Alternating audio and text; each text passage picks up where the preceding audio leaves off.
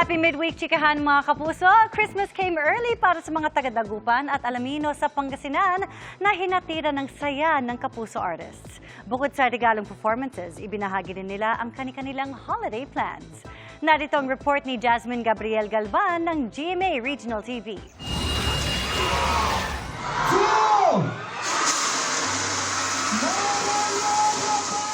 Kasabay ng pagliwanag ng mga ilaw pampasko, nagningning din ang Kapuso Spotlight sa Raniag ti Pascua Christmas launch sa Alaminos City, Pangasinan. Kabilang sa nagbigay ng warm holiday vibes, si Kapuso pop rocker Anthony Rosaldo.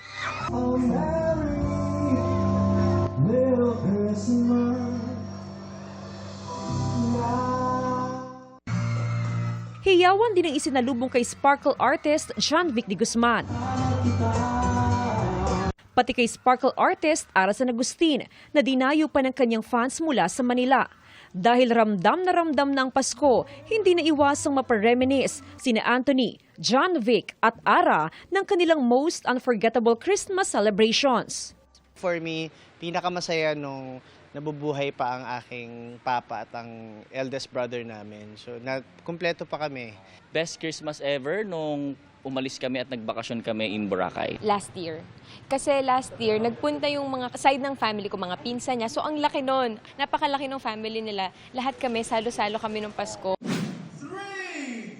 2, 1! Pinatingkad din ng ilang Kapuso artists ang Christmas lighting ceremony sa Dagupan City. Ramdam ang holiday spirit sa performances ni The Clash Season 6 Grand Champion Naya Ambi.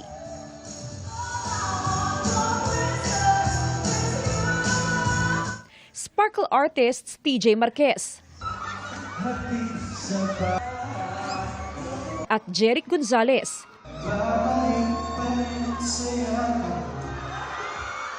Pati ni AOS Barkada member Rita Daniela. Pero bukod sa pagpapasaya ng ating mga kapuso, ano pa kaya ang kanilang holiday plans? Also spend time with my family. It's my first time na makapag-Christmas dun sa bahay. So, at least ngayon, may enjoy ko na yun na paghirapan na pag-interior, pag-aayos ng bahay. This time, siguro, may iba naman, magbe-beach kami, pupunta kami sa Batangas, tapos staycation lang. Of course, to celebrate it with my loved ones, with my son. And syempre medyo mag-iiba ngayon, like there would be a big adjustment because I'm not just gonna celebrate it with my own family, but I'm also gonna celebrate it with a very special someone. Mula sa GMA Regional TV at GMA Integrated News, Jasmine Gabriel Galvan, nakatutok 24 oras.